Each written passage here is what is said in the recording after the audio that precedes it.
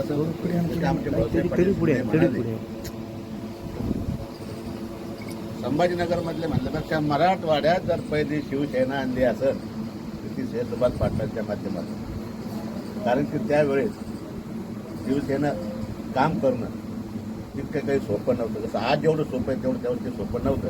पण इतक्या कठीण परिस्थितीमध्ये न डकता, न चुकता, न काही हार मानता त्याने संभाजीनगरमधली पहिली शाखा आपल्या वाढवून त्यांच्या कारकिर्दीमध्ये, आता काही गोष्टी ओपन बोलणं मला योग्य वाटणार नाही, पण त्यांच्याच हाताखाली छोटेचे मोठे होऊन त्यांना मोठे मोठे शासकीय पदं भेटले, मोठ्या मोठ्या पदावर गेले. पण पाटील साहेब डगले नाही, मत हारली नाही.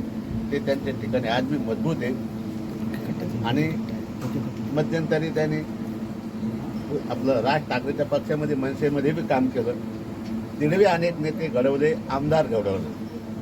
ठीक आहे, त्यांच्या नशिबामध्ये माझ्या माहितीप्रमाणे काहीतरी जोग खोपला का काय मध्ये राजयोग असं भरपूर आहे. पण राजयोग यायला जो फायदा होता तो थोडासा जरा कमी पडतोय. मी जगदंबे आईच्या चरणी अशी प्रार्थना करतो की आमच्या सुभाष पाटील यांना संघर्षातून सत्ता कशी प्राप्त होईल, सत्तेचा वाटा त्यांना कसा मिळेल अशी मी आई जगदंबेच्या प्रार्थना करतो. आणि त्यांच्याकडे आता मी 2-5 वर्षापासून एक नवीन जिम्मेदारी सोपवलेली आहे. त्या जिम्मेदारीमध्ये सुद्धा ते यशस्वीपणे काम करीत आहे. ती म्हणजे अशी की ग्रामीण भागामध्ये 1ली ते 8वीच्या विद्यार्थ्यांना जे खिचडी शिजवण्याचं काम करतो त्याला आपण शासकीय भाषेमध्ये शालेय पोषण आहार म्हणतो. त्या शालेय पोषण आहाराच्या अनेक कर्मचाऱ्याच्या छोट्या मोठ्या अडचणी शासन दरबारी पडलेल्या आहेत. त्याच्यावर अजून काही शासन लक्ष द्यायला तयार नाही. तर कर्माधर्माने आपले पाटील साहेब जवळजवळ 20-25 वर्षापासून आपल्या MIDCमध्ये एक कामगार संघटना चांगल्या प्रकारे चालवत आहे. म्हणून त्यांना मी विनंती केली की साहेब आपण जसं MIDCमध्ये एक संघटना चालवता अशीच आपण या कामगारासाठी आपण एक राज्यभर जिल्हाभर एक आंदोलन उभं करूया.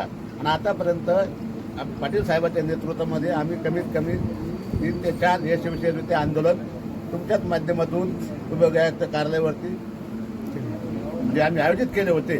ठीक आहे, तर आता शासन दरबार यश किती येईल नाही तर वेगवेगळं आहे. परंतु आज मी त्यांच्या नेतृत्वात आम्ही शालेय पोषणार ही योजना म्हणजे हे ज्या कर्मचाऱ्यांची संघटना आहे पूर्ण राज्यभर उभी करणार आहे. आणि ती यशस्वीपणे त्यांच्या नेतृत्वामध्ये या लोकांना न्याय मिळवून द्यायचा प्रयत्न करणार आहे.